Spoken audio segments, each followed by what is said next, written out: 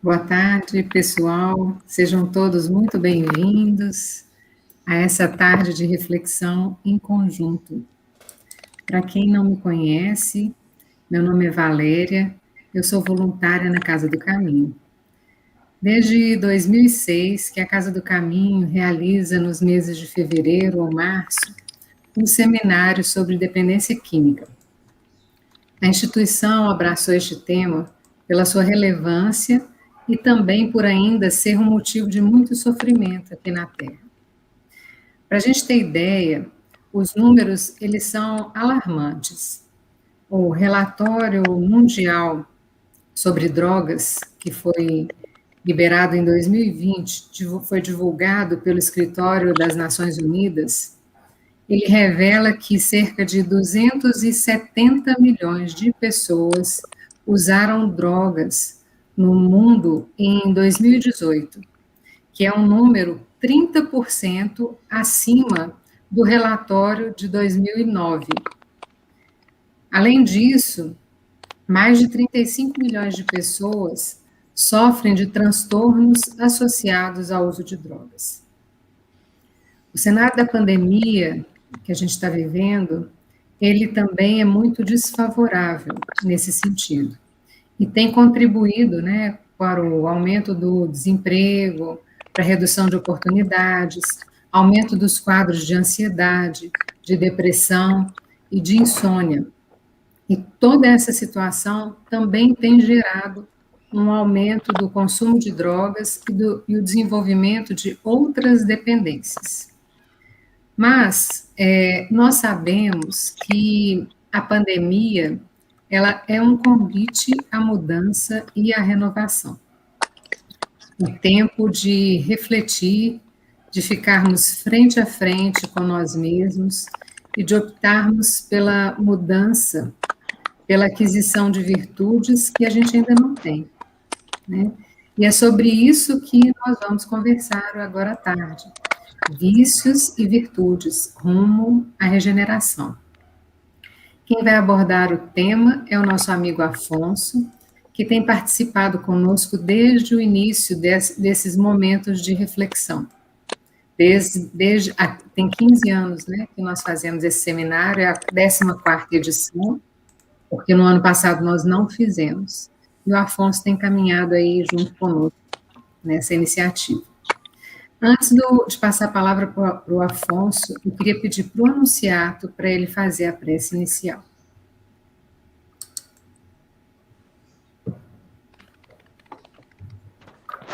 Boa tarde a todos, companheiros do Ideal Espírita. E elevando nosso pensamento a Jesus, nosso Mestre, companheiro de todas as horas, guia e modelo das nossas almas. Nós te pedimos, Jesus, nesse momento, o amparo do mais alto. A todos nós, Jesus, nesse momento, onde buscamos o esclarecimento do roteiro divino. Fortalece, Jesus, os nossos propósitos no bem, no amor e na caridade. Que possamos, Jesus, todos nós unidos nesse momento. Apesar da distância entre nós, mas sabemos, Jesus, que os nossos pensamentos estão unidos, os nossos corações fortalecidos na busca incessante da caridade e do amor. Abençoe, Jesus, o nosso amigo Afonso, que traz para nós hoje à tarde os ensinamentos necessários a todos nós, para que possamos ser multiplicadores a todos aqueles, Jesus, que convivem conosco, ou que nos batem à porta à procura do esclarecimento, ou a nós mesmos, Jesus, tão necessitados do teu amparo, do teu acolhimento, de nossas almas. Ampare-nos, Jesus. Que os mensageiros espirituais, trabalhadores incessantes das nossas casas, possam nos acolher nesse momento e facilitando-nos o entendimento para que possamos absorver o melhor, Jesus, das luzes que descem sobre todos nós. Que tua paz esteja conosco, hoje e sempre, que assim seja.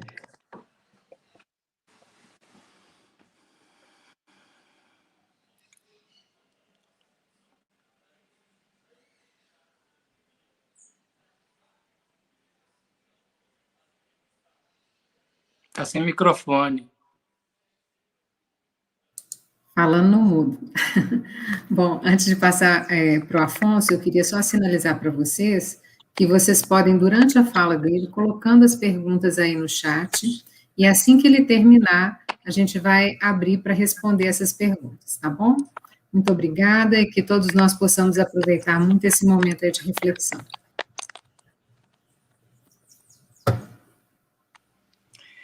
Olá, queridas irmãs, queridos irmãos do Ideal Espírita, toda a Casa do Caminho em Sabará, o Grupo Espírita Lares Unidos, no bairro Nações Unidas, que o Senhor Jesus, na sua infinita misericórdia, cubra-nos de paz, proporcionando-nos de integração, de coração para coração, todos juntos. Aqueles outros que estão ligados conosco, de vários lugares, pela linha da internet, para que possamos refletir nesses assuntos de conteúdo tão profundo, tão denso, tão complexo, mas que exige de nós uma determinação para a renovação espiritual no caminho da regeneração. Os benfeitores espirituais nos afirmam que o mundo de regeneração terá lugar na coletividade planetária em tempo adequado, e brevemente esse tempo. O mundo de regeneração é um mundo de esforço, um mundo de luta, um mundo de trabalho. E como recursos principais, fundamentais, necessidade fundamental, o autoconhecimento, a capacidade de autonomia para gerenciar a própria vida. Esse deve ser desenvolvido, logicamente, com mais profundidade no mundo de regeneração, onde a integração mente-corpo espiritual, a refletir no corpo físico, deverá ser a tônica das nossas relações, onde nós seremos chamados a cada instante, cada dia, a cada lance da vida, em nos encontrarmos conosco mesmo. Na maior viagem da maior incógnita e do maior mistério, que somos nós diante de Deus, diante de nós mesmos.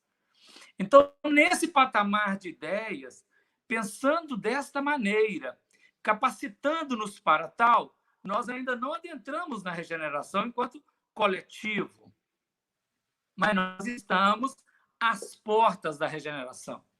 Estamos no momento final do mundo de expiações e provas.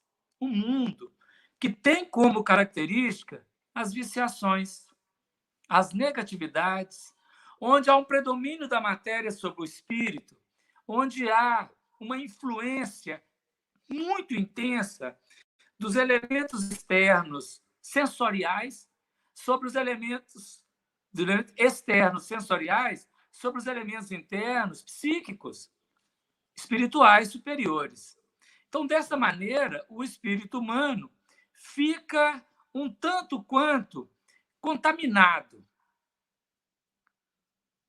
pela experiência externa e não consegue reger a própria vida, ficando aprisionado num ciclo vicioso de amor imaturo.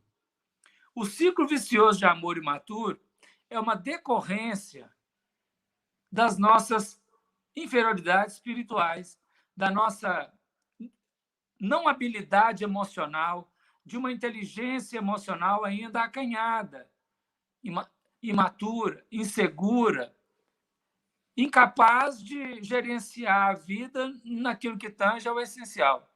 E é isso que nós queremos conversar. Já há 15 anos, nós participamos desse seminário, já abordamos por várias maneiras, de vários propósitos, e com vários conteúdos, e com vários colegas outros, né, discutindo essa problemática. E agora, hoje, nós vamos conversar sobre os vícios e as virtudes, pensando nesse rumo à regeneração. É preciso que a gente diga desde cedo: o mundo de regeneração ainda não é um mundo de perfeição, é um mundo de esforço. Mas para que o espírito humano consiga manter-se no mundo de regeneração, ele precisa verdadeiramente despertar a sua consciência e ser capaz de gerenciar a própria vida. Vai aprender, lógico, vai aprender, né? Mas a dependência, o aprisionamento a um vício, ele naturalmente será limitador, ele será impedimento, ele trará dificuldades. Então, nós agora, poucos anos antes da entrada na regeneração do ponto de vista estrutural coletivo, somos chamados a fazer uma reflexão em nós de onde estamos, como que constitui todo esse ambiente, para termos certeza e segurança de onde devemos chegar. Um dos requisitos fundamentais da vida para o ser é a carência. A carência não é a palavra correta, a falta, que é revelado no Velho Testamento, da Bíblia, como a fome. Fome e sede representam elementos básicos do instinto de conservação que impulsiona o ser em busca da satisfação. Esta fome, ela será, naturalmente, suprida pela lei divina. A fome é do ser. O Senhor Deus oferece os ingredientes para que o homem possa saciar sua fome e sua sede. O problema é que a qualificação da busca da comida é do homem, não depende de Deus. E aí nós temos um grande problema, porque podemos converter venenos em comida. Claramente, será uma comida que, no tempo, no espaço, deverá produzir o efeito deletério. E é este o ponto que precisamos avançar. Só que, para chegarmos numa dependência de um veneno, nós temos antes elementos que são constitutivos da vivência do ser, que são as dependências emocionais. A emoção antecede, claro, a razão. Uma carência emocional, ela define elementos comportamentais. Então, quando nós falamos de um comportamento material, um comportamento externo, ele é decorrente de uma emoção ou de várias emoções, porque somos seres biologicamente das emoções. O reino humano estrutura o pensamento contínuo, inteligência e a capacidade de refletir sobre a emoção, desenvolvendo uma inteligência emocional, constituindo uma razão sólida para, em tempo adequado, a inteligência espiritual. Então, nós estamos nesse patamar de ideias, na busca da comida. Já transitamos pela vida, nos vários reinos, desenvolvendo habilidades. No reino das bactérias, nos primórdios da vida, nós aprendemos a nos alimentarmos de resíduos ferruginosos das pedras. Uma alimentação chamada por André Luiz de quimiossíntese, capacidade de transcrever resíduo ferruginoso em nutriente e manter a estrutura da célula que está em desenvolvimento naqueles elementos mais primordiais. Galgado novos degraus, nós atingimos um grande componente de nutriente da luz solar. captando a luz solar e metabolizando no elemento da fotossíntese. Avançando um pouco mais no reino animal, nós atingimos uma capacidade de converter carne de outro animal em nutriente. É a biossíntese. Então, já transitamos nos reinos inferiores pela quimiossíntese, pela fotossíntese, pela quimiossíntese, fotossíntese e biossíntese. E agora, quando nós chegamos no reino humano, que mantemos todas essas estruturas nos seus níveis de instinto de conservação individual, isso feito inconsciente por nós mesmos, porque é da natureza, nós atingimos a capacidade de converter sentimento em nutriente. Começa o trabalho da mentossíntese. Ele vai culminar naquele elemento que André Luiz fala de amor, alimento das almas. A dona Laura, orientando André Luiz, fala do amor como alimento das almas. É a mentossíntese. O pensamento é nutriente. O pensamento está carregado de emoção. A ideia está carregada de emoção. E nas relações, conscientes ou inconscientes, nas relações com conhecidos ou desconhecidos, nós estamos, de certo modo, e de modo intenso, nutrindo uns aos outros. Num elemento, às vezes, de simbiose, de vampirização, de obsessão. Partindo desse princípio, da transcrição de determinado elemento numa condição de satisfação da necessidade básica de sobrevivência, que é pela comida, pela fome, a sobrevivência do coletivo, ela também está entrincheirada nesse aspecto, baseando-se no sexo, que é a troca eletromagnética entre seres na mesma faixa de experiência. E a energia sexual ela passa também a ser um nutriente. E no reino humano, ela efetivamente entrelaça a sobrevivência individual, da fome, com a sobrevivência coletiva, do sexo, em toda essa gama de sentimentos e emoções, a converterem nutrição para o ser. No mundo de expiações e provas, onde predomina o egoísmo, predomina a vaidade, predomina o orgulho, a disputa, nós encontramos, como seres relacionais, e até mesmo conosco mesmo, seres frágeis, carentes, vazios, sem a nutrição devida, sem encontrar aquele ingrediente que defina plenitude, satisfação, harmonia. E por estarmos frágeis, nós buscamos substitutos. E aí tem um problema.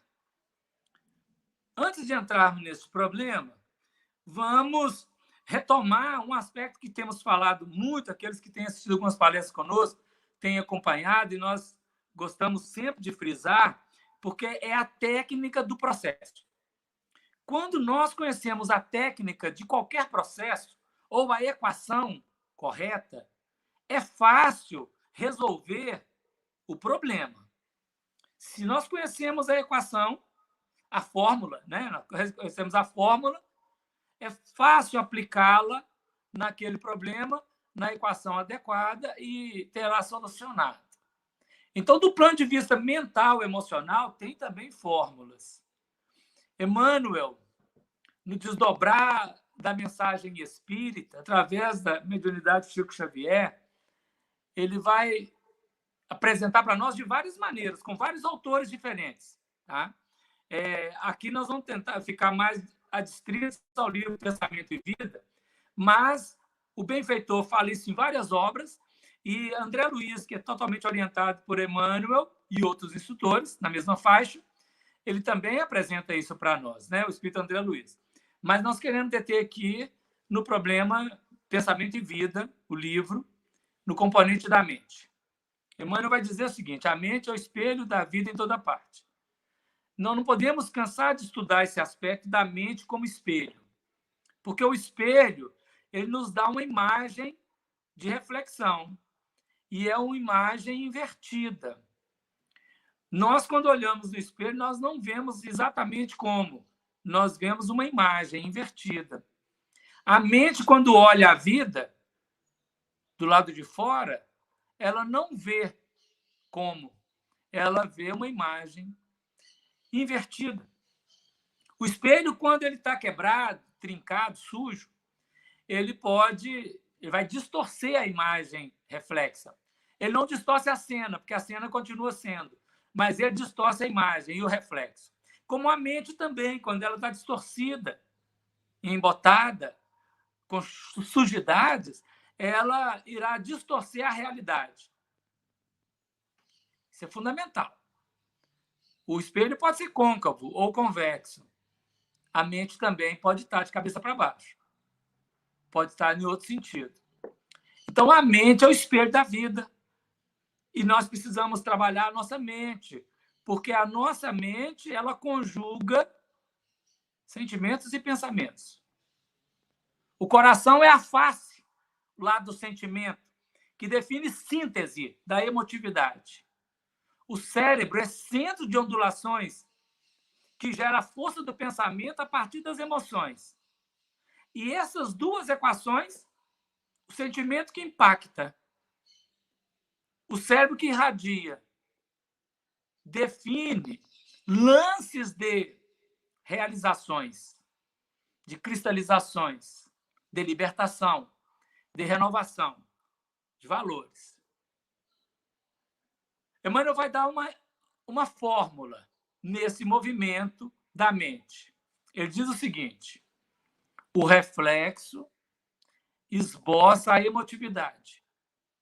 A emotividade plasma a ideia. A ideia determina atitudes e palavras que comandam as ações. Então, a cada lance, o verbo ele vai ganhando campo de expressão. Emotividade plasma ideia. Ideia determina atitude e palavras. Desculpa, só voltando aqui. O reflexo esboça a emotividade. A emotividade plasma a ideia. A ideia determina atitude e palavra que comandam as ações. Então, veja, tem todo um grau de crescimento em cada lance que a mente atinge. Tudo começa num reflexo. O que é o reflexo? O reflexo é a ressonância interna de um aspecto externo, ou também interno, que motiva a emoção, a emotividade. Na Bíblia, o apóstolo Tiago chama de concupiscência. O reflexo é a concupiscência, é a ressonância interna. Nós vemos algo externo e ele tem vida interna. Imagina você andando pela rua e ver uma barra de chocolate. O reflexo esboçou na emoção. Eu quero. Não, esboçou a emoção. A emoção plasma uma ideia. Eu quero. Que determina a palavra ou a atitude. Quanto é que é? E compra. E a ação correspondente, que é o nutrir dele. Ou qualquer coisa. Isso vale para tudo da vida. Nós que temos vivido muitos milênios diante dos eventos relacionais, circunstanciais, operacionais da vida, somos dia a dia fecundados por reflexos, por cenas que lá fora mexem com a nossa intimidade. Até na emoção, é impossível não sentir a emoção. Por quê? É devido a ser fator de relação, de tudo que nós já vivemos, tudo que já está arregimentado. Mas da ideia para frente, nós podemos redirecionar. Então, uma coisa deve ficar para nós. Nunca vamos brigar contra as emoções que sentimos diante de certas coisas. Mas vamos trabalhar em prol da renovação mental, das ideias, das atitudes, das palavras, porque elas agora estão submetidas à liberdade, ao livre-arbítrio. Emoção está gravado na instintividade reativa das coisas. Mas a liberdade, ela está aberta ao campo operacional do que se quer, daquilo que busca. Então, esse é um ponto fundamental. Uma outra questão que, dentro dessas fórmulas e dentro das equações, nós precisamos ter em mente é que toda a vida, a constituição dela se faz pela repetição. O hábito, pela repetição. Onde um ato, com outro ato semelhante, gera um hábito. E os hábitos repetidos geram automatismos. E os hábitos repetidos geram rotina, antes do automatismo, rotina. E as rotinas repetidas geram automatismos. E o automatismo ele vai fixar no instinto. Então, a raiz da questão é no ato. Na primeira ação, na segunda, na terceira, na quarta. Nós precisamos trabalhar nas desconstruções a partir de novos atos, novos hábitos, novas rotinas, novos automatismos. Tudo o que nós fazemos está estruturado e sedimentado nesse princípio de repetição. Nós aprendemos a falar por repetições, aprendemos a andar por repetição, aprendemos a comer por repetição. Comemos, porque o instinto pede a comida. Mas o que comer por repetição? Em cada cultura, come-se conforme aquela cultura. Nós estamos no Brasil, temos um tipo de comida.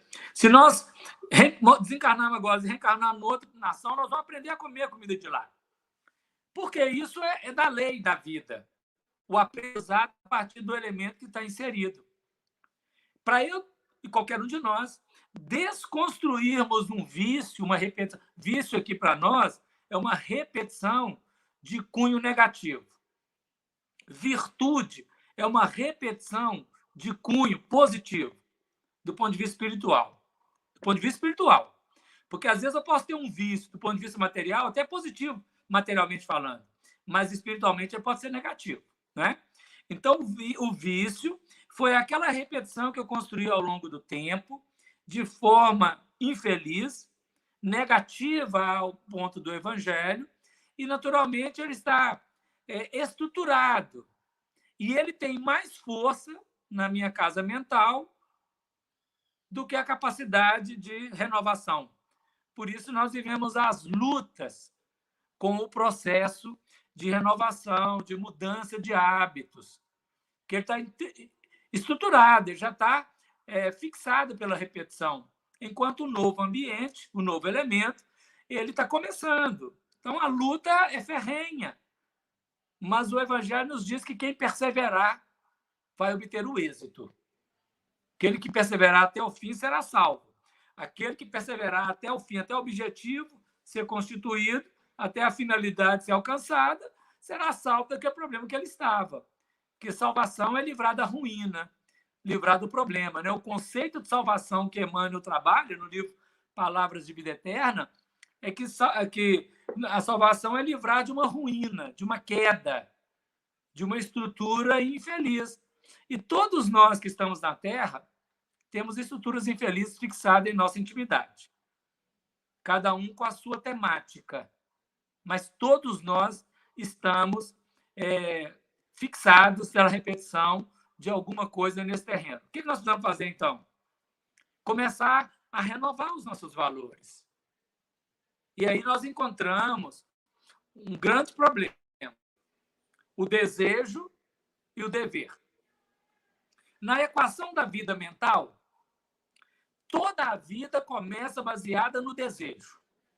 O desejo é mola mestre da vida.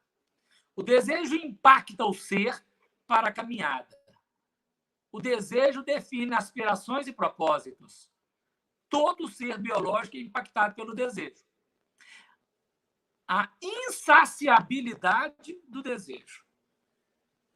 E o desejo atinge as linhas da sobrevivência, do instinto de conservação individual pela fome, e as linhas do instinto de conservação coletivo pela reprodução, pelo sexo. O desejo, como mola mestre, ele vai fazer decorrer dele, ou vai desenvolver, vai ajudar a desenvolver, vai proporcionar o desenvolvimento, o surgimento, a manifestação da inteligência. A inteligência, ela está a serviço da satisfação do desejo. Ou seja, a cada momento do desejo, o ser primitivo, querendo, ele começou a indagar dele próprio como que ele faria para conseguir aquilo que ele está buscando. O que ele ia fazer para buscar aquilo? E aí desenvolveu a habilidade intelectual de caça, de fuga, de mimetismo.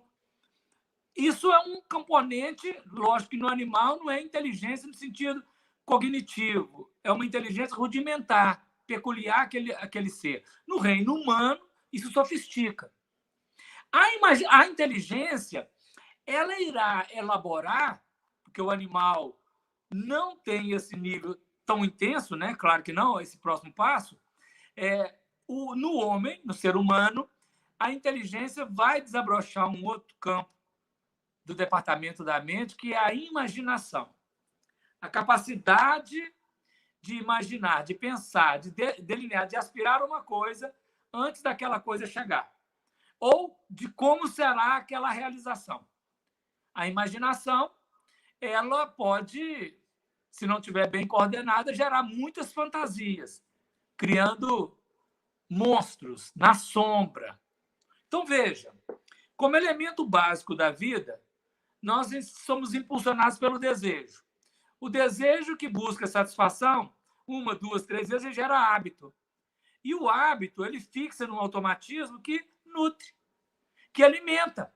Alimenta tanto para a sobrevivência do indivíduo, nas comidas, nas bebidas, quanto nas distorções da reprodução, que vão viver as viciações na área do sexo.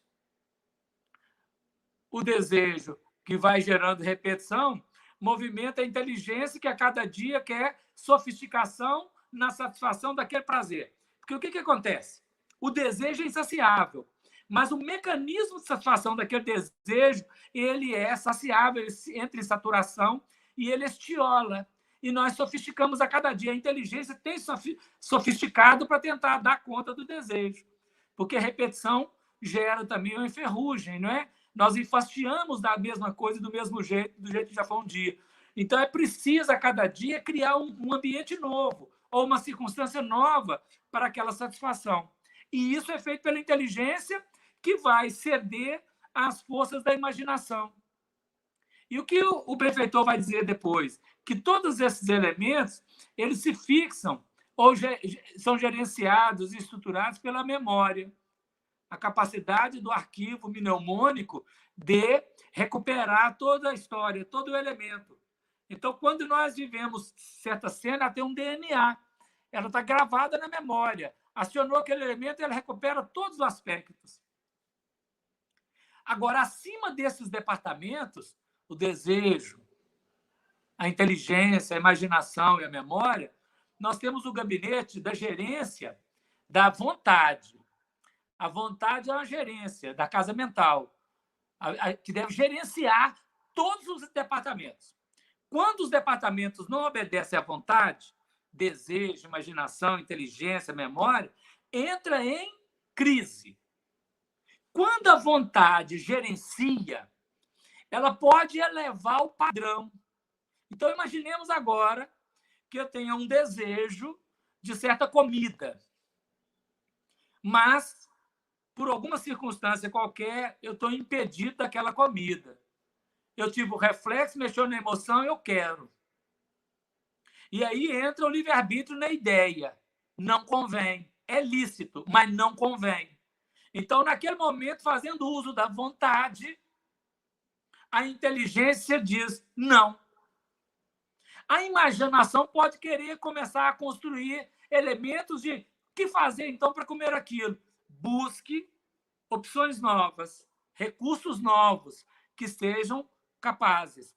Nesse movimento, nós vamos construir ingredientes que gerenciam novas memórias. Então, na nossa imaturidade psicológica, espiritual, ao longo do tempo, nós ficamos sujeitos às nossas emoções de falta, de busca, naturais, tá? Por enquanto aqui é natural. E aí, algumas substâncias que interferem no sistema nervoso central, elas começaram a ser usadas por nós. E elas fizeram uma coisa incrível. Parece que elas deram uma nutrição, uma satisfação, preenchendo aquela falta, aquele vazio, aquela carência, aquele elemento que estava angustiante. Só um exemplo, para a gente poder dar a ideia disso que nós estamos falando. Imagina um jovem de 13 anos de idade, transitando da fase menino para a fase moça ou rapaz, né, para a puberdade e a mocidade inaugural, e que tenha uma crise qualquer, uma crise afetiva, uma crise familiar, uma crise escolar, qualquer crise que o leve a um sentimento de vazio, de perda, de angústia.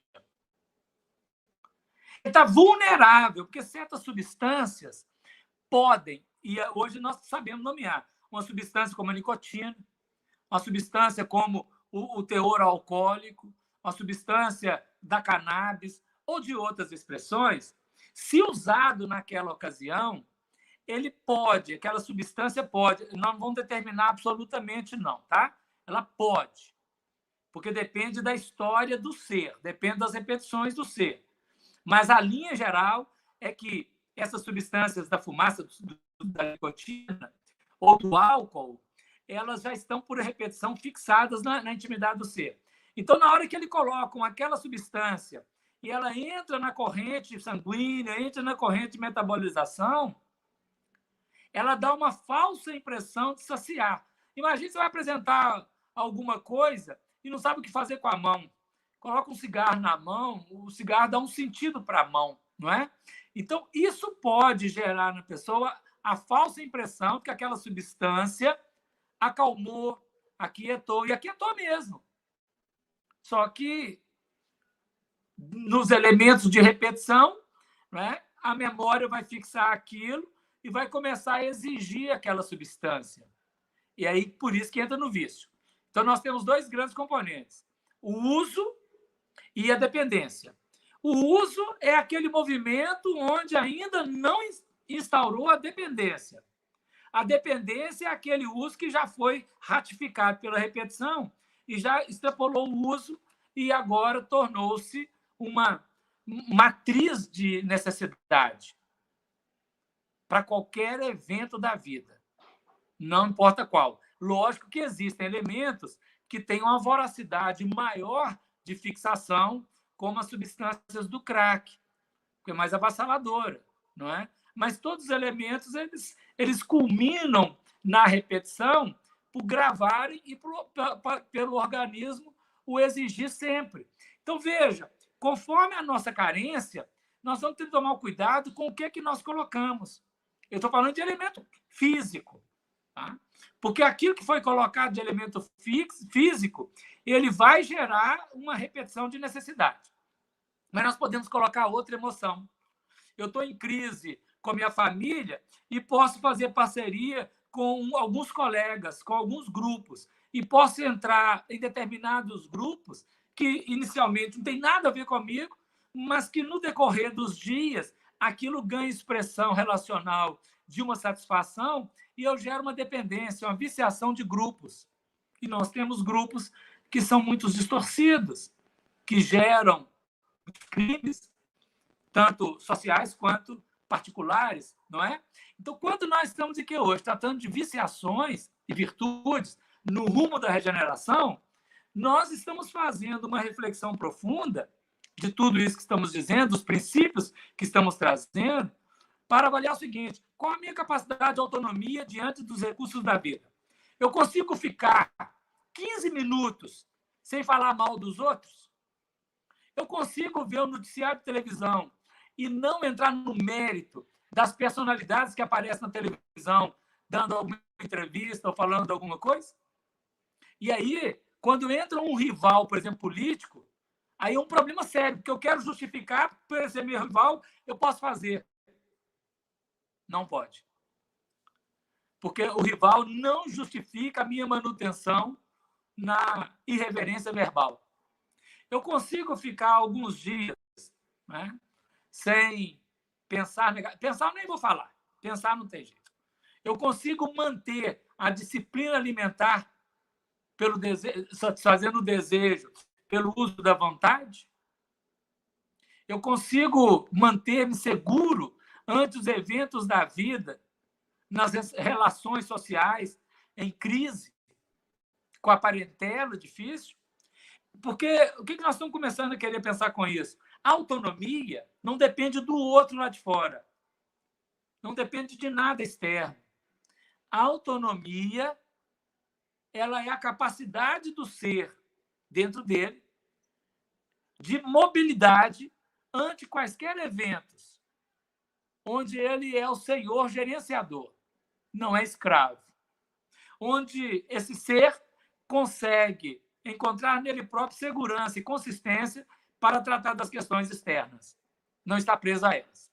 Ora, isso é um grande desafio, mas uma vez que nós conseguimos começar a estruturá-lo por repetições, ele deverá levar-nos à autonomia emocional, que é chamada hoje inteligência emocional, depois a autonomia espiritual, inteligência espiritual. E, logicamente, irá ser o grande motivo do autoconhecimento, da autotransformação, da autorrealização. Nós, olhando para nós mesmos, sem julgamento a nenhum dos irmãos que estão nos ouvindo, nós somos seres frágeis, carentes. Um pequeno trovão nos assusta. Uma pequena circunstância, um vírus invisível, nos deixa desarmonizados. Ele tem que cumprir a função dele. Ele é filho de Deus e ele cumpre uma função. Todos os seres, todas as coisas que existem, cumprem função. Só que nós somos seres humanos não somente existentes. Nós somos seres de vida. E devemos, muito mais do que existir, viver. Viver abundantemente, plenamente, ou seja, capazes de irmos consistente, com segurança, superando cada coisa, cada circunstância. Independente se estamos biologicamente encarnados ou desencarnados. Porque estamos no corpo físico ou no corpo astral. Porque se desencarnarmos, nós continuamos vivos no mundo espiritual. E como é que dá conta da morte, gente? E o medo de morrer? E a insegurança da vida? Agora, nós que já somos espíritas, ou seja, temos informações mais consistentes que a vida vai além, não que vamos negligenciar a vida biológica, desprezá-la de maneira nenhuma, nós somos chamados a não utilizarmos o medo da morte biológica como elemento de paralisação ou de não autonomia na vida. E autonomia aqui, ela significa, acima de tudo, cumprir o dever, obediência. Ainda que a orientação seja não correta, a obediência às leis que a vida nos propõe, logicamente, ela é uma conquista do ser. No Evangelho segundo o Espiritismo, capítulo 17, item 7, no capítulo do dever, o benfeitor, o espírito Lázaro, vai dizer que no plano dos sentimentos é muito difícil cumprir o dever, porque está cheio de sofisma na nossa intimidade emocional. Mas nós precisamos aprender a cumprir o dever, porque o dever define a rota segura do que devemos fazer, ainda que a nossa emotividade, o nosso sentimento esteja em contradição com aquilo. O dever é lei. O nosso sentimento é repetição. O nosso sentimento só consegue falar do que já foi. o nosso sentimento ainda não fala do que vem. Fala com muita pouca propriedade. Entre Jesus e uma pessoa amada, que nós já repetimos relações, essa pessoa tem muito mais ascendência no nosso coração do que Jesus. Por que isso? Porque fala do passado. E nós ainda não temos experiência gravada em nós de Jesus. Ele esteve aqui, está aqui, sempre conosco. Mas nós negligenciamos. Então, as questões espirituais têm muito pouca potência em nossa intimidade. Mas as questões materiais ganham muito mais potência. É provável que a gente termine de fazer o culto do Evangelho no lado, 45 minutos, e a nossa conversação volta àquele ramerrão do dia a dia. Por quê? Porque são forças que estão mais entrincheiradas, decorrem do nosso sentimento, do nosso desejo, da nossa emotividade. E a força do Evangelho? É coisa ainda que queremos atingir, que vamos atingir, mas que não tem a consistência que deve ter. Mas ainda não tem. Quando nós somos autênticos conosco mesmo, honestos com a nossa intimidade, nós percebemos que nos falta maturidade para lidarmos perseverantemente com as coisas do Espírito. Somos perseverantes nas coisas da matéria, que deve ser vivida, mas ela tem que ser instrumento, ela não pode ser a finalidade, a meta. Ela tem que ser instrumento. A finalidade é o Espírito. Então, nesse plano de desenvolvimento, nós ganhamos, como recurso de Deus em nosso favor, a instrumentalidade de renovação de valores, que são os vários departamentos da vida. Para aqueles de mente mais prática, a ciência. Para aqueles de mente mais imaginativa, a filosofia. Para aqueles de mente também imaginativa e sentimental, a religião. Para aqueles de imaginação, sentimentos e expressões de busca superior, a arte. Cada recurso que tem fora, ele mexe em determinada emoção nossa, determinado recurso em nós, determinado tipo em nós. São instrumentos que Deus nos oferece. Nós, hoje, a nossa tônica primária agora é trabalharmos aspectos da religião pelo caminho espírita. No caminho espírita, nós defrontamos com uma enormidade de tarefas que o ingrediente espírita nos oferece, que são instrumentos para, na medida em que repetimos, alterar o nosso padrão vibratório de repetição. Imagina, por exemplo, claro que nós sabemos que hoje estamos numa pandemia, nós não estamos podendo fazer quase nenhuma das atividades externas que fazíamos. Mas imagina que nós adentramos por uma tarefa simples, singela e fundamental, a gente chama de campanha do quilo. Nós vamos à casa de alguém pedir donativo. Primeiro ato de trabalho, a humildade de pedir. Segundo ato processual, não bater campainha, esgoelando a campainha do nosso irmão, como às vezes nós fazemos brincando nas nossas casas. Bater a porta 2 vezes no máximo, sem a agressividade. Aquilo é um treino, porque às vezes em casa a gente não sabe fazer isso, na nossa casa, entre os nossos. Há um pedido de forma humilde, em nome de Jesus. Se ganhar, muito obrigado, Deus te abençoe. Se não ganhar, muito obrigado, Deus te abençoe. Virar as costas, sacudir a poeira do pé e ir embora. Imagina o dia que nós aprendemos isso verdadeiramente, na hora que nós pedimos a alguém, um pai, por exemplo, ou qualquer pessoa que tem autoridade sobre nós, algum recurso e ele negar. Nós vamos falar com ele, muito obrigado, Deus te abençoe. Treinando, nós vamos conseguir fixar um valor novo. E aí nós vamos pedir para Deus certos pedidos nossos, são muito malucos, olha o que nós pedimos para Deus. E Deus fala não, nós vamos agradecer a Deus. Muito obrigado, Deus, por eu não ter conquistado isso que o Senhor me deu, que eu pedi.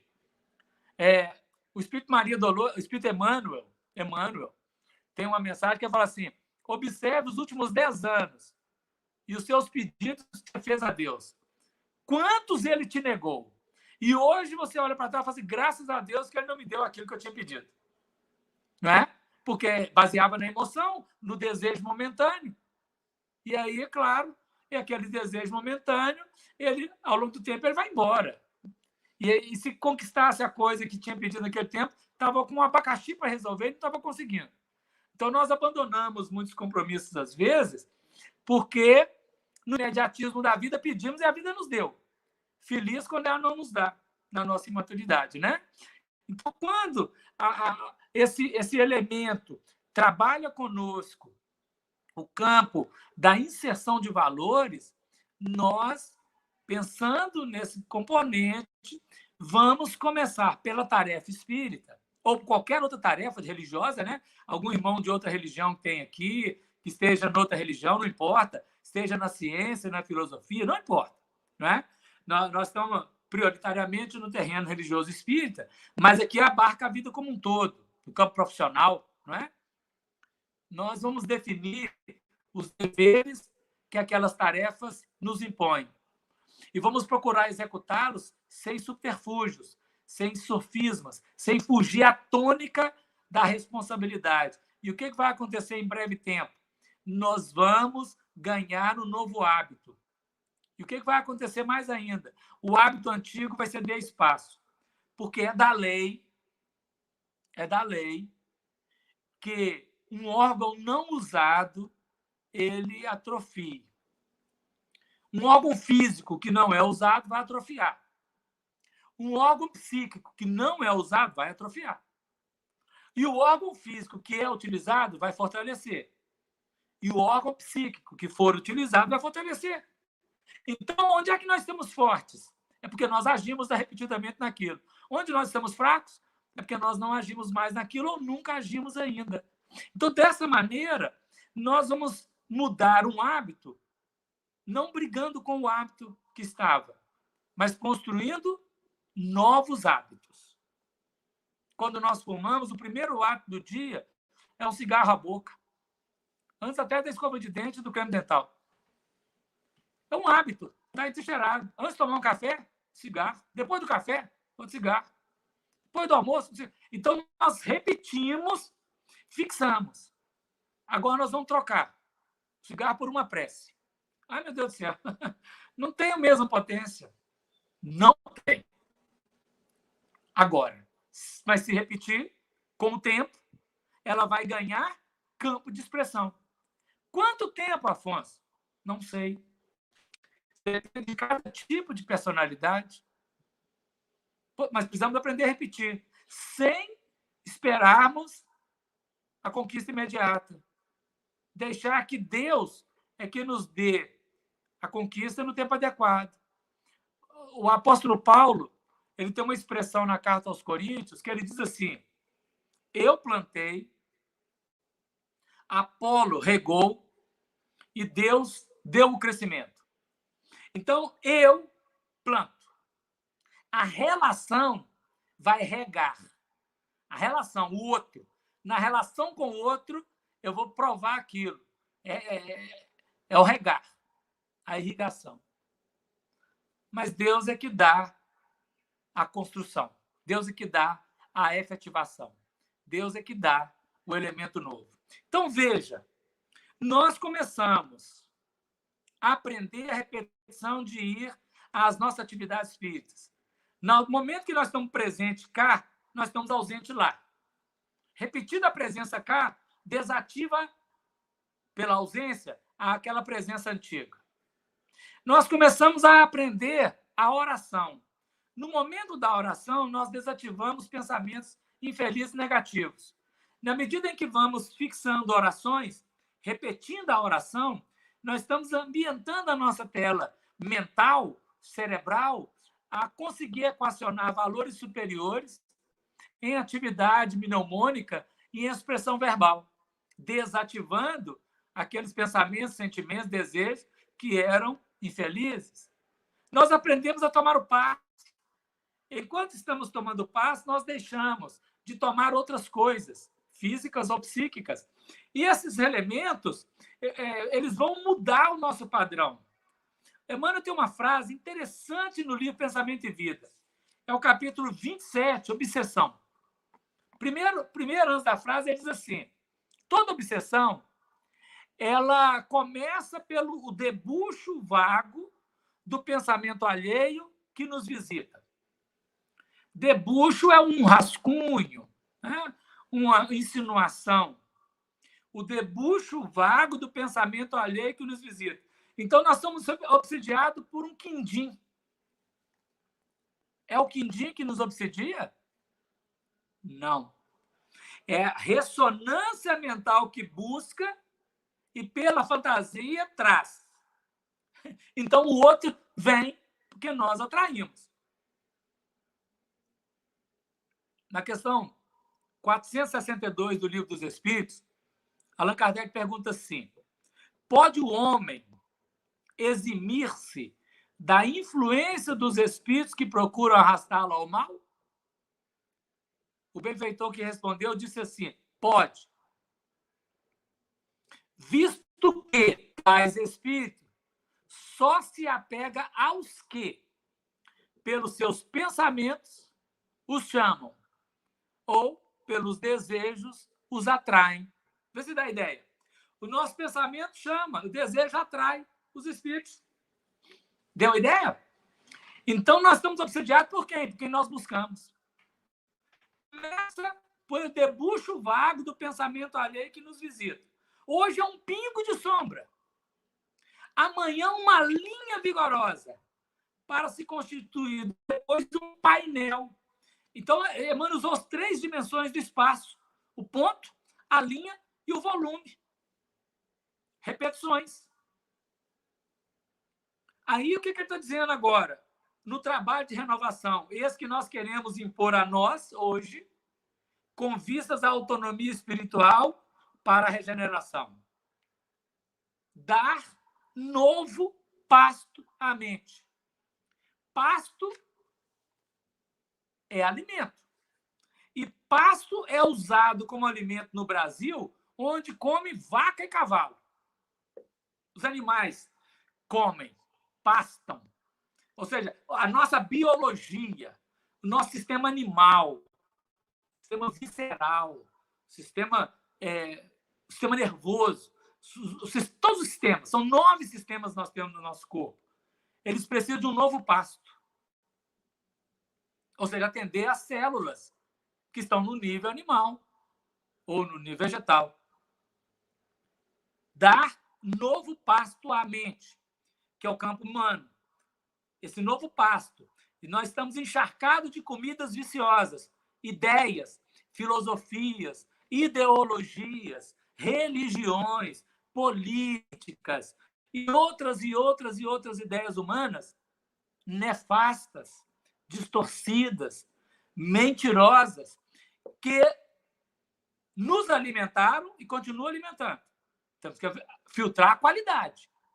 E conforme o nosso tipo, nós podemos estar enganados, defendendo mentira como verdade. Precisamos buscar a verdade. Conhecereis a verdade, diz o Evangelho de João. E ela liberta. Então, o que é a verdade? A verdade não é aquilo que satisfaz meu ego. A verdade é aquilo que vem de Deus. Esse é uma busca do Espírito. É uma aquisição do Espírito. Então, Emmanuel vai lá. Dar novo pasto à mente pelo estudo que é leve e consagrar-se à paz,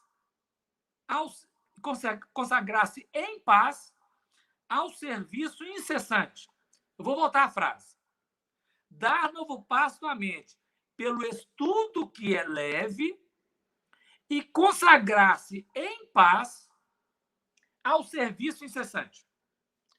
É a fórmula ideal para libertar-se de todas as algemas.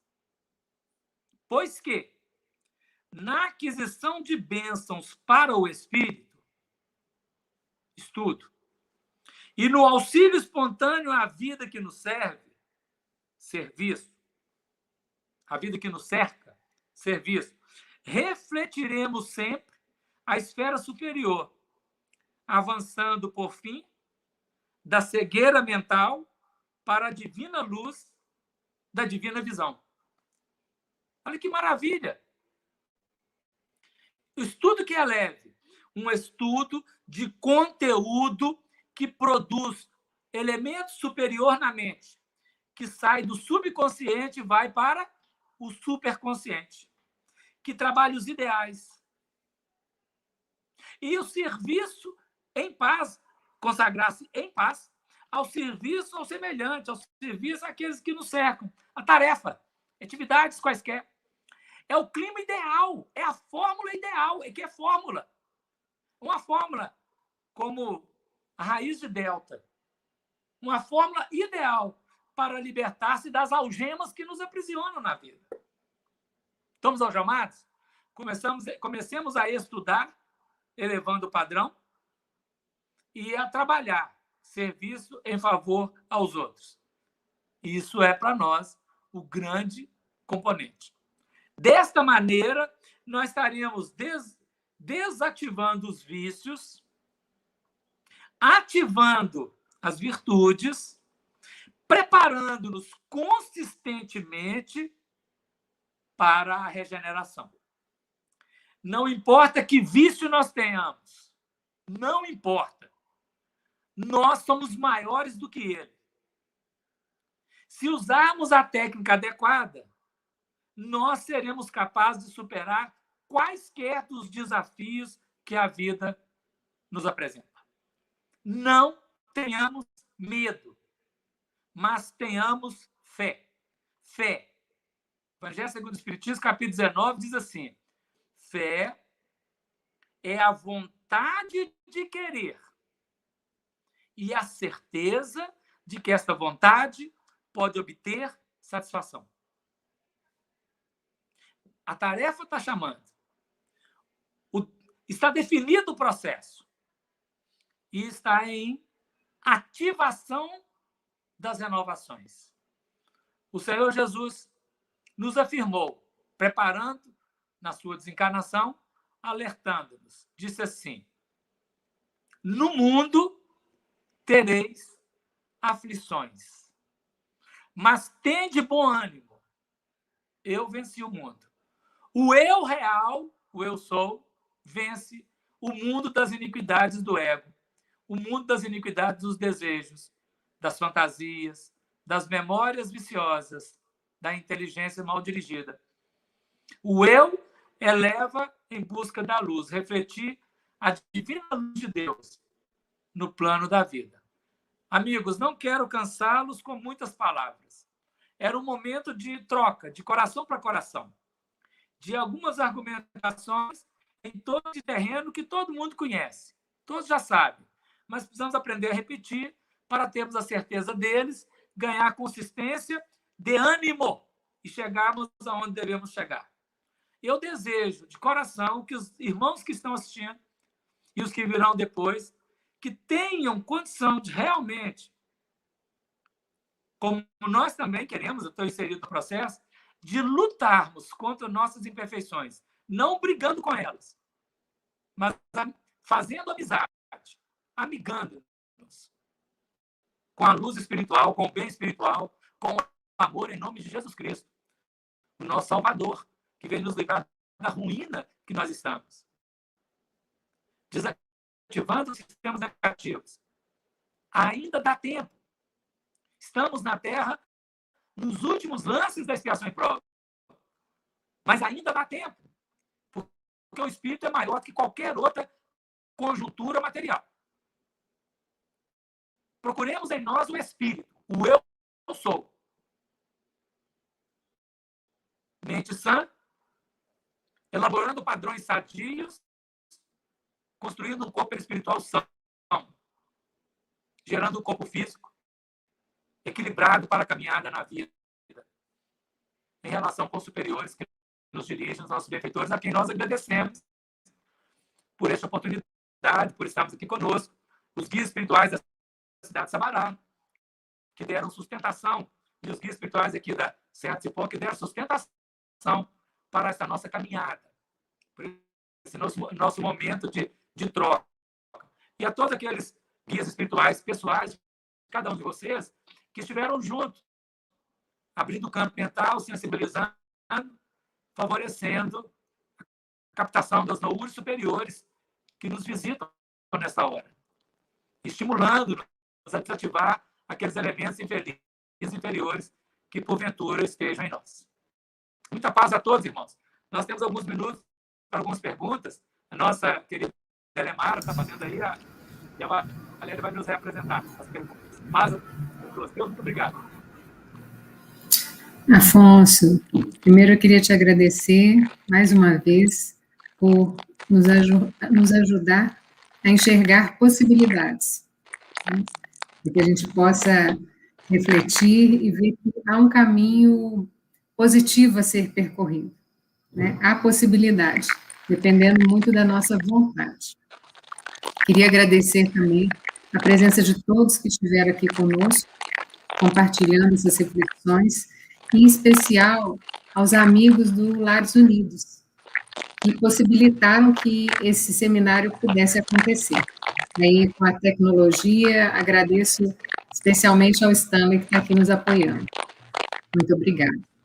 Nós temos algumas perguntas aqui, Afonso. Vou passar a primeira, tá? Podemos dizer que para dominar os vícios, devemos desenvolver nossa inteligência emocional? Sem dúvida. A inteligência emocional é a pauta do dia. Até tempos atrás, valia a inteligência intelectual. E essa inteligência intelectual, ela ignorou, negligenciou e colocou para escanteio muitas personalidades que não tinham aquela habilidade intelectual. Depois que os pesquisadores humanos, debruçando sobre o espírito humano, estabeleceram as inteligências múltiplas, abriu um novo processo. E chegamos agora na faixa da inteligência emocional, que é a capacidade de ver as próprias emoções, de sentir as próprias emoções e refletir com elas, e interagir com elas, senti-las, sentir o sentimento. Exatamente isso, tá? Precisamos delas, senão a gente não consegue superar nada. Uma outra pergunta. Por que existem pessoas que parecem utilizar drogas e continuam a vida normal, enquanto outras se entregam completamente, abandonando tudo pela busca de satisfação no vício? Do ponto de vista humano, técnico, nós não temos explicação. Não é? Agora, do ponto de vista espiritual, a explicação é a seguinte. Uma pessoa que, no passado, teve experiências com esse princípio ativo, com aquela substância está entrincheirada na estrutura psíquica dele, no perispírito. Então, quando agora, numa nova encarnação, ele tem contato, essa experiência de hoje ativa toda a somatória das experiências antigas e ganha uma expressão de maior poder e maior potência na intimidade. Uma pessoa que nunca teve contato com essas substâncias, hoje, usando a substância, ela não encontra a matriz anterior.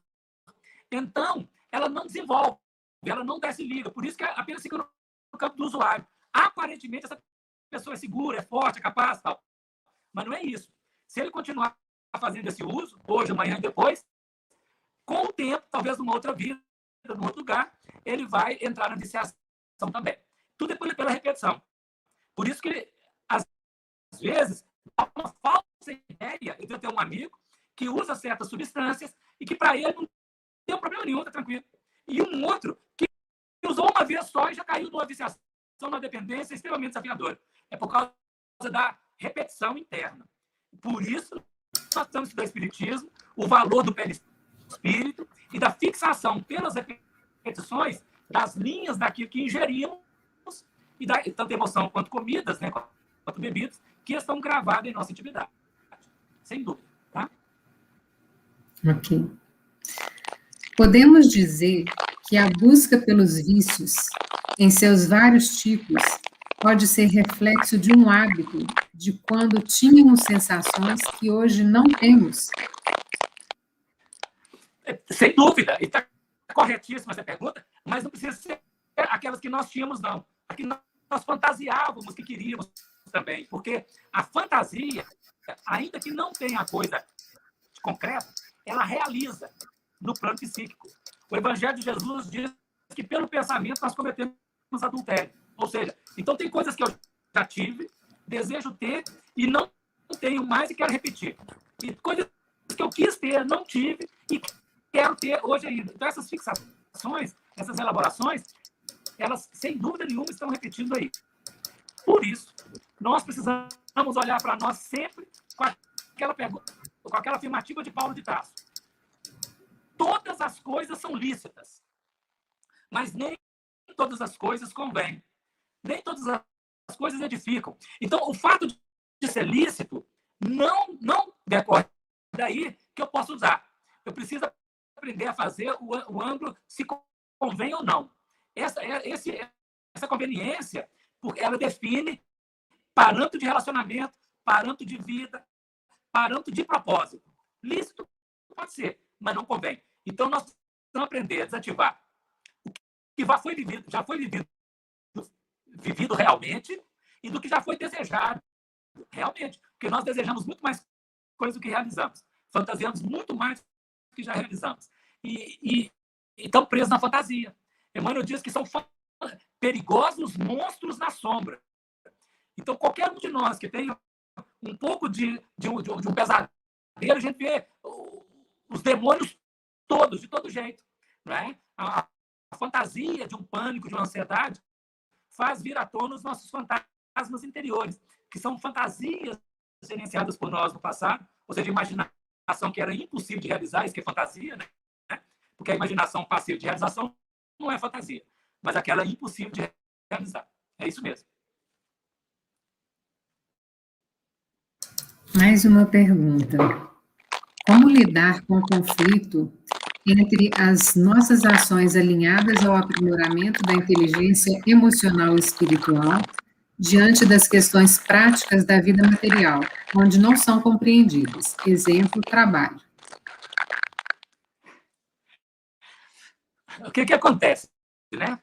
O nosso trabalho, a lei, ela nos faz estarmos em relações, em relacionamento, com todos aqueles, ou com alguns daqueles, claro, com quais nós já tivemos contato, sejam pessoas ou circunstâncias. Pessoas e circunstâncias. Então, na relação, ela vai mexer na emoção.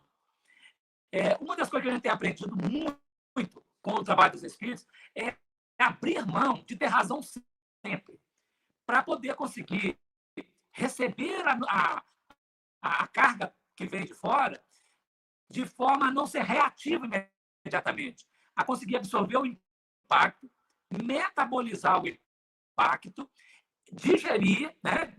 Metabolizar, digerir e refletir de forma satisfatória. Então, vou pegar um pequeno exemplo, que é uma grande cena, para a gente entender o mecanismo, que não acontece conosco desse naipe, mas vale. A Joana de Cusa, no livro Boa Nova, ela está sendo condenada à morte. Ela vai ser assassinada. Está ela e o filho dela. E o Carrasco diz a ela assim: renuncia, abjura do Cristo, e nós te libertaremos. Então, ela está diante de um algoz que está criticando a religião dela, vai, a mando, né, de alguém, matá-la, porque ela está fiel a um propósito que para ele era incorreto. Ela absorve aquela fala e fica em silêncio. O Carrasco diz para ela de novo: este Cristo só te ensinou a morrer? Fez uma ironia, uma forma jocosa. E ela disse: ele não me ensinou somente a morrer, ela me ensinou a te amar. Pronto. Ela não devolveu na mesma proporção. Ela absorveu o impacto e devolveu em forma de amor. Em palavra, constituindo de fato. Aí o filho dela disse assim: mamãe, eu não quero morrer, jura por mim. Aí o filho, ao falar, tangeu as fibras da emoção dela. Mãe, zelosa, cuidadosa, a defender a vida do filho. Mas ali estava em jogo a força do Cristo. Ali não podia entrar o sentimentalismo da mãe. Precisava entrar o sentimento do Espírito. E ela disse ao menino, cala-te. Ou seja, ela não entrou na onda do sentimentalismo. E o Carrasco matou. Então, nós estamos nas relações humanas. Imagina ter um colega de trabalho, como foi colocado, talvez, ter um colega de trabalho, e a minha linha de relação com ele fala uma coisa, eu fico azedo. Ou uma coisa que ele está fazendo ali me atrapalha, me angustia. O primeiro desejo é voar no pescoço dele. Né? O primeiro desejo, se eu não voar no pescoço dele, é falar mal dele para alguém. Ou qualquer coisa assim. Mas nesse patamar, nós vamos aprender a absorver esse impacto, digerir essa emoção, raiva, né? Fúria, angústia, quaisquer que sejam elas, e perguntar. Se fosse Jesus, o que fariam? Nós estamos no padrão aqui, ele é o guia e modelo. E aí a gente vai oferecer compreensão, perdão, entendimento, misericórdia, compaixão, e paciência, tolerância, perdão para nós próprios que estamos sentindo o desejo de matar o outro, perdão para nós próprios que estamos querendo falar mal do outro, entendimento conosco. E com o outro, aí o que eu tenho para mim, eu vou oferecer o outro. E aquilo que eu gostaria que ele fizesse para mim, eu faço para ele. Assim, nós estaremos desativando o guerreiro do passado, desativando todo o sistema negativo e ativando um elemento novo. Esse é o propósito de uma vida espiritual. Desativar o sistema guerreiro e ativar o sistema compassivo, de compaixão, o sentimento fraternal. Lembrando que todas as circunstâncias que são colocadas para nós, né, na nossa caminhada, elas são oportunidades de aprendizado. Né? Nós precisamos encará-las dessa forma. E não perguntar o porquê que eu estou passando por isso, mas o que eu posso aprender com isso, né? Nessa situação. Mais alguma pergunta, pessoal? Enquanto surge a pergunta, Valéria, lembrando, a partir do que você falou, a vida é pedagógica. Deus é inteligência suprema. É ativo, presente, onipresente. Absolutamente, em cada milésimo de segundo, Deus está presente. Nada acontece sem que a lei divina esteja presente. Então, a pedagogia da vida, ela favorece circunstâncias a ativar em nós o padrão espiritual que nós buscamos. Então, imagina assim, Deus, me dê paciência. Eu vou pedir. Aí vai, tudo bem. Então, eu levanto pela manhã, começa a pedagogia da vida. Na hora que o despertador desperta, na hora que estou tomando café, com pressa de sair, o telefone toca, chega uma mensagem, vou abrir a porta, a chave cai, não é? Dê sinal para a rotação passou direto. São elementos para eu manifestar a paciência, porque eu não tenho jeito de manifestar a paciência quando deu tudo certo. Quando deu tudo certo, deu tudo certo. Eu só posso manifestar a paciência quando há alguma adversidade. Então, Deus é inteligência, é presença. A gente precisa ter isso como um conceito primário fundado absolutamente em nossa intimidade. Inteligência suprema, onipresente, onisciente, né? Oni tudo, oniabarcante na vida. E se a gente tiver isso, nós vamos conseguir alterar esse padrão que vinha de ontem para o novo, o que vai ser amanhã, sem dúvida nenhuma. Trabalhando agora. Mais uma pergunta, Afonso. Como ajudar filhos jovens anestesiados diante das verdades da vida? Né? Tem sido uma das maiores problemáticas, porque há 4.000 anos atrás tem-se um registro de alguém escrevendo assim, mas o que querem esses jovens? Esses jovens, a geração de hoje está perdida. A geração de hoje não tá certa, faz tudo errado.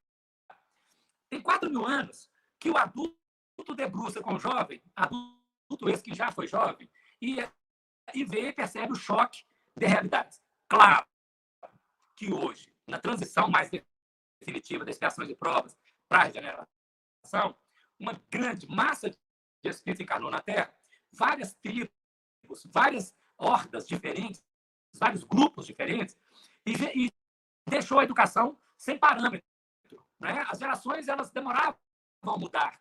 Até a década de 70, 80, a geração durava 17 anos, 30 anos antes, depois 17. A partir dos anos 2000, uma geração começou a ter tempo de duração de 5 anos. E hoje nós estamos com menos de 2 anos cada geração. Então, a cada 2 anos, 1 ano e meio, o grupo que vem é completamente diferente do grupo que estava, que já está com 3, 4 anos. E isso deixa o educador assim, fora de órbita. Ele não sabe mais como se comportar. Nós, que já saímos da fase juvenil, infantil juvenil, não sabemos como comportar com a geração que chega. Não conseguimos acompanhar a linguagem, não conseguimos acompanhar os instrumentos, não conseguimos acompanhar a movimentação. Agora, uma coisa é certa. O exemplo é o melhor, maior, é o único campo de fecundação. Então, não tenhamos a pretensão de alterar o padrão, mas tenhamos a determinação de sermos semeadores com Jesus, fecundando, lançando sementes, porque essas sementes germinarão no tempo próprio, no tempo adequado. Os meus pais semearam semente no meu coração, que era intratável na adolescência, mas com o tempo eu aprendi. Os valores da vida fizeram germinar as sementes lançadas na infância e no início da juventude. E isso vale para todos nós. Então, hoje, o nosso papel é do exemplo. Não só as palavras, porque a gente fala muito de virtudes. Mas o aprendiz ele está olhando a nossa conduta, a nossa ação, a nossa atitude. Então, ele não está olhando a nossa ideia. Ele está olhando o que nós fazemos. E aí, ele está percebendo, está visualizando. Então, como educar realmente? Fecundando corações. E trabalhar com a esperança. A esperança. Porque, às vezes, vai demorar alguns anos para que as coisas se aquietem e aquela coisa distorcida, aquela coisa da juventude complicada, transviada do James Dean, ela mude um pouco, que o espírito encontre uma harmonia, né, para a década dos 20, dos 30 anos, e encontre uma segurança. É possível. Nós devemos trabalhar nesse sentido. E sem esquecer que, acima de tudo, o exemplo está baseado nisso, as linhas do afeto. O amor é a grande cura para qualquer ferida. Só punição não cura nada. O amor cura. O amor cobre a multidão de pecados, né? Cobre. Como sair de um vício ilícito e cair em outro mesmo que seja lícito? Como fazer para isso não acontecer? Por enquanto tem sido assim. Nós temos saído a minimização do problema, né? A redução de danos. Nós temos saído de um vício pior para um vício menos pior. Isso ainda recorda a nossa imaturidade, porque a gente ainda não conseguiu trabalhar a espontaneidade da virtude, que a virtude não é nossa, a virtude é de Deus. E nós somos partícipes da virtude de Deus. O vício é nosso, porque Deus não tem vício. Então, o que precisamos ativar mesmo? Primeiramente, é não ter vergonha disso. Nós vamos deixar de falar mal dos outros para falar bem, falar sobre os outros. Então, por exemplo, ao invés de falar da minha vizinha, eu vou falar de Maria de Magdala. Ao invés de falar do meu vizinho, eu vou falar de Paulo de Tarso. Aí eu não estou falando dele, estou falando sobre ele. Então, eu estou usando o mesmo recurso da fala, mas comentando vida de alguém que apresentou as dificuldades e teve sucesso. Então, não tem nada melhor que a gente sentar e conversar sobre as histórias do Públio Lentulus, do Emmanuel, do André Luiz, de Maria de Magdala, de Pedro. Por quê? Nós estamos falando de pessoas que o nosso desejo de falar sobre pessoas é muito grande. Aí eu não estou comentando sobre vizinha, sobre políticos, sobre sei lá quem. Porque essas são vidas que a gente entra no mérito sem saber exatamente o que está acontecendo. Quando nós começamos sobre a vida de um Paulo de Tarso, por exemplo, Paulo de Tarso perseguindo a igreja de Cristo, Paulo de Tarso mandando matar Estevão, nós ficamos com raiva do Paulo, mas é uma raiva que a gente... Não é uma raiva, é uma raiva, mas sem muita raiva. Porque logo em seguida a gente vai ler a renovação dele e já vai amar o Paulo, chorar com ele, não é mesmo? Então, é melhor, vamos trocar. Isso não é vício. Isso é aprendizado de uma pedagogia nova, de expressar sobre, sem entrar no mérito. Com o tempo, nós aprenderemos a expressar sobre a essencialidade da vida, onde nós estivermos.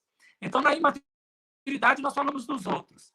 Mas, na capacidade de conquista, nós falamos sobre circunstâncias, buscando entendimento e a expressão saudável. Imagina, por exemplo, o espírito André Luiz. Ele narra ali na Umbral as cenas mais dantescas, mas ele não entra no mérito da ação do personagem que agiu. Ele descreve a cena feita. Ele não entra no mérito. Ele descreve a cena feita e oferece àquele irmão em queda, oferece a ele o bálsamo da compreensão, do entendimento, do perdão, de uma prece. Então, nós estamos fazendo isso. Eu entendi a pergunta que a gente está trocando, às vezes, um vício ilícito por outro lícito. Mas nós queremos ir além, não somente reduzir danos, construir efetivamente cada vez mais no espírito. A caminhada não é pela substituição dos vícios, mas pela construção das virtudes. Né? Exatamente. Bom, mais uma vez eu queria agradecer ao Afonso, agradecer a todos. Quero pedir a Simone que possa fazer a prece final, agradecendo a presença de todos e que nós possamos continuar refletindo juntos e buscando o caminho para desativar os nossos vícios e ativar novas virtudes em nossos corações. Muito obrigada a todos, obrigada, Afonso. Então, vamos agradecer por este momento. Amigo Jesus, só gratidão e alegria por este momento que reforça na nossa intimidade a vontade de continuar lutando a boa luta em benefício da nossa própria educação moral. Quanta alegria por este momento que une o pensamento de tantos que aqui estão conosco. E neste momento, não somos Casa do Caminho, Lares Unidos, somos uma só casa espírita. Ou melhor, somos uma grande casa de fraternidade cristã. E isso nos motiva a vencer a nós mesmos.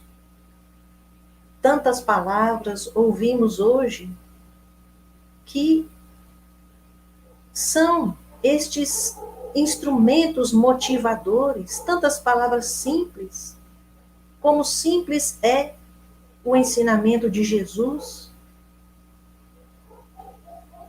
Não tenhamos medo, tenhamos fé. As palavras que Afonso nos disse, agora mais no final, alimentemos a nossa esperança. Tantas coisas simples de significado, tão profundo, e tantas coisas que nós desejamos já exercitar, assimilar e cada vez mais fortalecer dentro de nós. Na busca por essa construção de novos hábitos. E momentos como este nos auxiliam, nos motivam, nos alegram, e são momentos como estes que ficam registrados dentro de nós, como todo o contato que temos com o Evangelho, com os esclarecimentos da doutrina espírita, são estes registros íntimos que nos auxiliam em todos os momentos de exercitarmos aquilo que temos aprendido. Continuamos confiando que este é o caminho do amor, o caminho da compreensão, da fraternidade, da bondade. Este é o caminho que desejamos trilhar. E este desejo, esta vontade, nos liga a todos em pensamento. E este movimento, este grande movimento que nos une, fortalece a todos nós individualmente, formando cada vez um grupo maior. Com a espiritualidade sempre presente, nos auxiliando, nos intuindo, nos motivando. Portanto, alegria e gratidão por este momento. Ao nosso irmão Afonso, a todos os que colaboraram para que este momento acontecesse, nossas vibrações de equilíbrio, de paz, que Jesus continue nos orientando hoje e sempre, que assim seja.